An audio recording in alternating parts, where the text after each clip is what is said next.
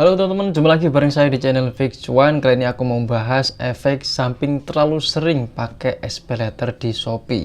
Kalian pernah ngerasa nggak sih ini jebakan apa gimana? Kok mudah banget barangnya sudah sampai, tapi bayarnya belakangan. Nah, kalian pernah berpikir apakah ini ada resiko yang lain? Nah, kita akan bahas itu sampai habis. Nah, efek samping yang pertama adalah tagihan numpuk tanpa disadari. Kalian kalau menggunakan SPayLater kan tinggal cekot. Nah, kelihatannya kecil 50.000, nanti kedepannya tagihannya jadi 100.000, jadi 200 dan sebagainya.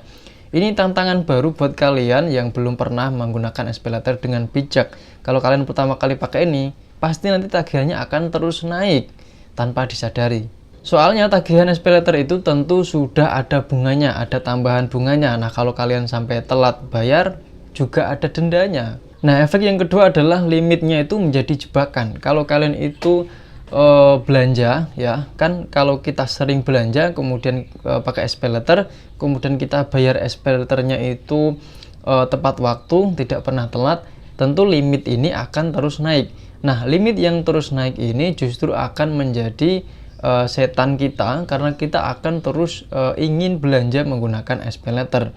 Ini jadi jebakan psikologis ya, karena kita itu menjadi merasa aman kalau ada SPayLater, jadi kita tidak tahu arah, cuman taunya belanja karena kita aman punya limit yang besar di SPayLater ini.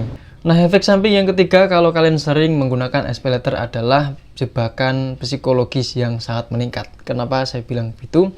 Karena setiap kita gajian, kita akan langsung memikirkan hutang untuk membayar cicilan SPayLater. Kalau kita pakai SPayLater kan tentu setiap bulan kan ada cicilan yang perlu dibayar ya. Nah, kalau kita sudah gajian pasti nanti akan disisihkan untuk membayar utang itu. Jadi psikologis kita kerja hanya untuk menutupi utang. Ini yang bahaya. Ini bisa menyebabkan stres dan kita tidak bisa menabung karena kita selalu menumpuk hutang tiap bulannya. Nah, ini efek yang keempat, efek samping keempat adalah daftar atau riwayat pinjaman kita itu jelek. Atau riwayat kredit kita bisa jelek karena misalnya kalau kalian itu telat bayar sekali aja, telat bayar cicilan di SPayLater sekali, nanti kalian sudah akan tercatat di SLIK atau OJK, dan nanti data itu bisa digunakan kalau misalkan suatu saat kalian ingin mengajukan pinjaman ke bank, leasing, atau KPR dan lain-lain, itu akan dipersulit karena kalian sudah punya riwayat yang jelek di SPayLater ini. Nah, ini efek samping yang kelima adalah konsumsi jadi tidak terkendali. Bayangin kalau kalian membeli barang, contoh beli keyboard nih, hutang pakai SPayLater, kalian kan tentu tidak memikirkan uang kita hilang.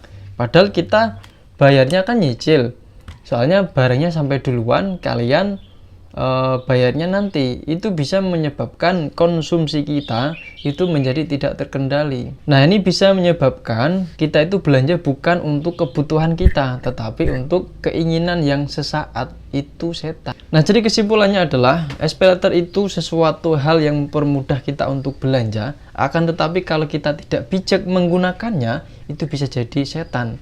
Setan ini bisa mengganggu kita, psikologis kita, dan apa yang kita perlukan menjadi apa yang kita inginkan. Meskipun tidak semua orang akan kena efek samping ini, tapi kalian perlu hati-hati. Karena kalau kita tidak memikirkannya dengan matang, kalau hutang ini tidak kita gunakan dengan bijak untuk sesuai kebutuhan, kalian akan kena efek samping yang tadi sudah tak jelaskan. Semoga ini bermanfaat. Sampai jumpa di video selanjutnya. Terima kasih.